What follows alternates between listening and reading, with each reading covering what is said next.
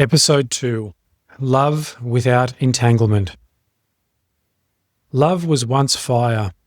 It burned through longing, desire, hunger. It was loud, it was urgent. It was a place where the man could feel something, often the only place. Because outside of love, life was numb, muted, managed. And so he reaches for relationship like a man reaching for breath. Not to give love, but to be confirmed by it. Most men don't fall in love. They fall into orbit. They enter emotional gravities stronger than their own. They mold, they adapt, they perform. Not because they're weak, but because they've never known a love that did not demand distortion from them. So they carry and they rescue and they soothe and they try to become enough. And in doing so, they leave themselves behind. I've been that man. I've stood inside relationships where I was loved for what I represented, not who I was, where I was needed more than I was seen, where my silence was not safety, but threat, and where my containment was misread as distance, and any attempt to hold structure was mistaken for control. There is a kind of love that feeds on access.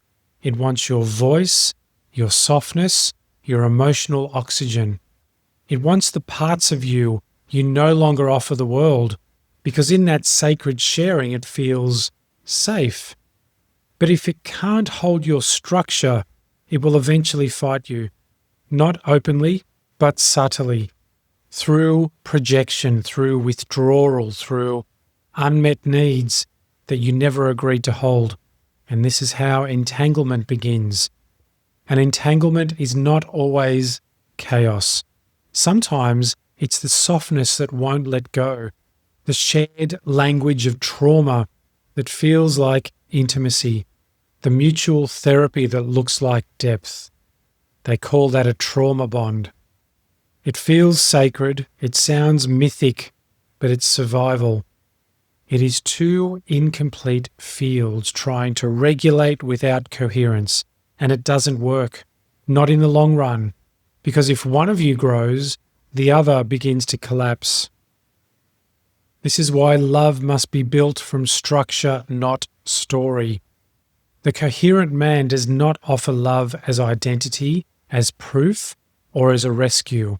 He offers presence, he offers containment, he offers frequency. He does not reach for love to complete him. He brings completion to the space between. This love is not reactive. It does not spike. It does not spiral. It doesn't need repair every few days. It is rhythm. It is structure. It is quiet. But it is potent. And it is terrifying to anyone still addicted to the fire. Because when a man stands still, when he no longer moves to win you or to fix you or to soften for you, you meet yourself. And not every woman is ready for that. There are women who crave coherence until they actually feel it, because coherence reflects distortion. It doesn't coddle it. It does not explain itself to soothe your fear. It doesn't collapse into chaos when you test its strength. It simply holds. And if you cannot hold yourself, it will feel very much like rejection, even when it is, in reality, presence. The coherent man loves cleanly. He does not play games. He does not disappear to punish. He does not speak in emotional code. He communicates, he contains, he decides, not for dominance, but for alignment. And that's a very rare thing in today's world, because so many men have been conditioned to defer, to tiptoe, to apologize for their clarity. But clarity is not control. It is safety, and it is the deepest gift a man can bring to any relationship. I've been with women who mistook my stillness for disinterest, who tested the silence because they were chasing noise, who interpreted containment as dismissal, not because they were cruel, but because they'd never been loved by a man who no longer needed anything from them. And when a man does not need, the space he holds feels too open, and in that openness, their own distortion is revealed, and that revelation is not always welcomed. Now, this is not indictment. This is recognition that for love to become sacred, it must be clean. It must be held without distortion, without manipulation, without hidden longing for salvation. Because when love becomes a place where two sovereign structures stand, not leaning, not grasping, but simply resonating, it transcends the emotional theatre and it becomes frequency. And frequency does not beg to be understood. It simply is. You see, most relationships do not end because of betrayal.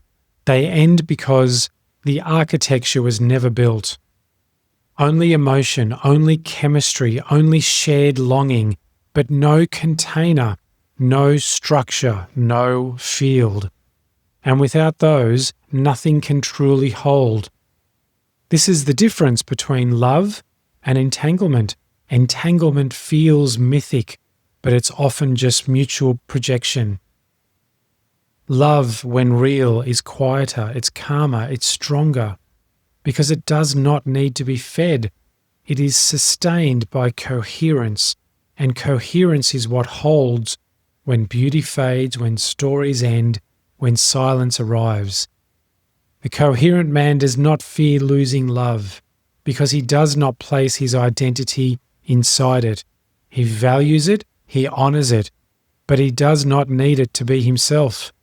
And so he becomes trustworthy, not because he's perfect, but because he's whole. And the man who is whole loves without leaning. He loves without rescue. He loves without collapse. He simply stands. And from that standing, a new myth of relationship is born, one not built in fire, but on form. If you're listening to this and feel the ache of relationships that didn't last, that ended with confusion, with accusation, with silence or blame, know this. Sometimes love ends because it was never really love. It was an agreement. It was fusion. It was unspoken contracts masquerading as connection. And when you become coherent, you break those contracts by finally standing in truth. That doesn't mean betrayal. You did not betray her. You remembered yourself, and that too is love. And so what now? Now you learn to love from frequency, from alignment, from the quiet strength of being without demand. You offer presence. You speak clearly. You walk away cleanly when the field no longer aligns. You become the man who does not chase, but instead radiates, who does not retreat, but instead recalibrates, who does not lose himself even in the depths of devotion. Because coherence, true coherence, is not the opposite of intimacy, it is the foundation of it. This is love after distortion, love after fire, love that does not grip but opens.